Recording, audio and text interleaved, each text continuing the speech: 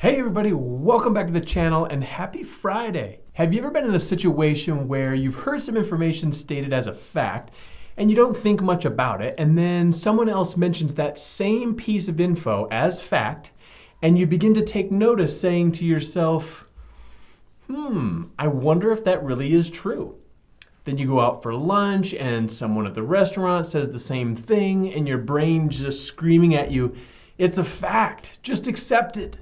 Well, this is called the validity effect, which is the tendency to believe false information to be correct after repeated exposure. I've recently had some questions about UGAZ and DGAZ and trading natural gas in general. I wanted to better understand the whole picture because I felt like my knowledge on the topic was a little bit patchy. Well, this led to my discovery of some false information, and I want to share these with you in today's video. So let's go.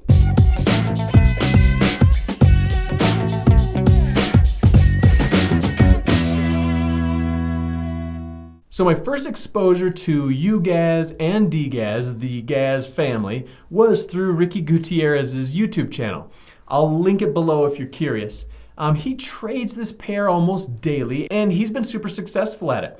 He's referred to them as ETFs, exchange traded funds, and he always checks /NG, which is the natural gas futures market, in order to make his decisions about trading. So when I began learning about natural gas a couple of years ago, I trusted what he said and I wasn't doing my own due diligence. But as I've dug into this, I now have some questions that I need answers to, and maybe all of you can help me with this. So how do you feel about playing a quick quiz game? Just a 3-question true or false quiz.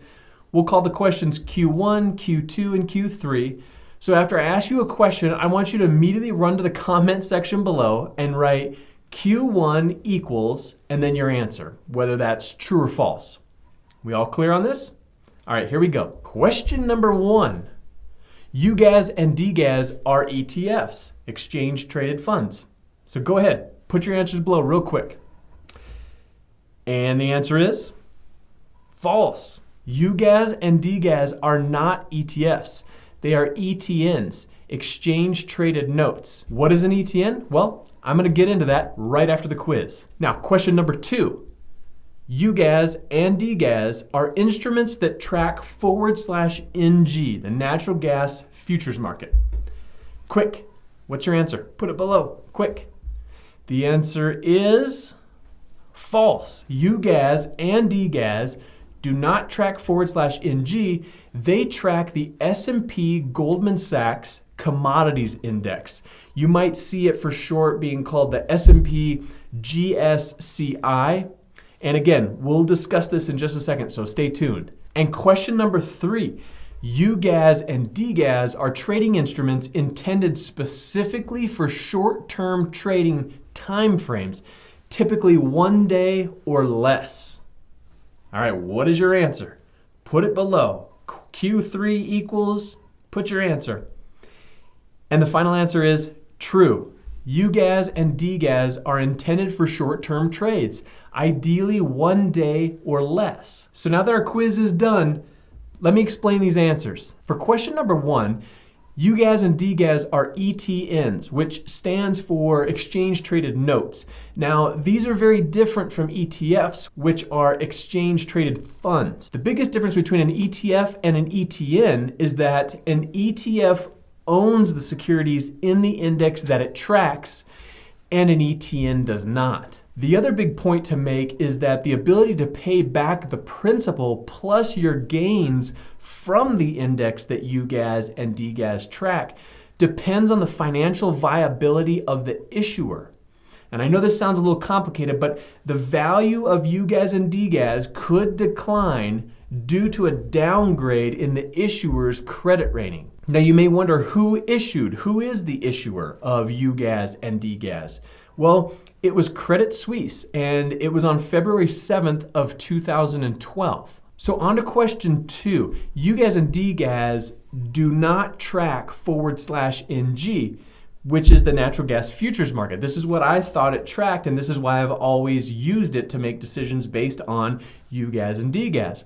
Instead, they track that S&P Goldman Sachs Commodity Index, which is made up of futures contracts. So yes, it involves futures contracts, but it specifically tracks the S&P GSCI. And yes, I'm going to give you this ticker and I'm going to show you this fund in the chart. So let's do that now, real quick. Let's jump into the charts. Okay, so what I've got up here is as you can see right here, the S&P GSCI natural gas, and the ticker for it, it's kind of crazy, but it's $SPG SNGP. And that is as you can see right here, the S&P GSCI natural gas, and normally we use /NG. But the issue that's come up is if you look right now at /NG, let's just take a look at, okay, so it's trading right now at 2.30. Okay, we can all see that. Now, that was the November 2019 contract period. So if I then add a Z in here and I go to NGZ and then put the year in, 19, this will take us to the December 2019 contract period, and look at where we are, 2.46. So I've had some people ask me about the difference between the 2.30 and the 2.46. Now, I'm not a futures trader specifically, so a lot of those details I don't know a lot about. So I've been trying to figure out for you guys this discrepancy and how I can make sense of it all and put out some content based on this so that we all kind of understand what's going on and so that we can all be on the same page as far as which chart are we looking at. So when I discovered this, that this was the actual fund that it tracks, it really cleared things up for me, and this is where I want to get everyone's input on, have you seen this index? Do you use it? Have you heard of anyone using it? And are there reasons why we shouldn't use it? So that's what I want to put out as a question to the community, because it's tracking the same stuff, but it's a different fund. It involves the futures market, but it's not the futures market. So there's no discrepancy on the 2.30 versus the 2.41. We can just say right now on the S&P GS NGP ticker, we're at 8.13. So 8.13 is where we are. And we're all on the same page. So I think my plan right now, tentatively, is that I'm going to use this chart moving forward just so that it's consistent. And when I say, 8.25, you guys will all know, okay, 8.25 on this S&P GSCI chart. So that's the only reason why I want to use that. But I do want to hear if anyone has an opinion as to why you should or should not use this chart. So we're used to using /NG, and that evolved to using /NG Z19, which is the updated version for December for the futures contracts for the year of 2019. So I know Ricky Gutierrez uses /NG, which is the previous contract month of November. So they talk about the third Thursday of every month and when things expire, and so to be current you have to be here, and I appreciate someone pointing that out to me. So I went here, but now we got this discrepancy and I'm not sure how to explain the discrepancy. So I think it's going to make things a lot easier to use the actual fund that is tracked by UGAZ and DGAZ, which is that S&P GSCI. So with this out of the way, let's jump back in and let's go back to question number 3. Now on to our final question. Question number 3. UGAZ and DGAZ were not intended for long-term trading. They're in fact meant for short-term trades, ideally less than 1 day even, which really surprised me. And the reason for this is due to ETN Decay, as well as related fees that are assessed by Credit Suisse.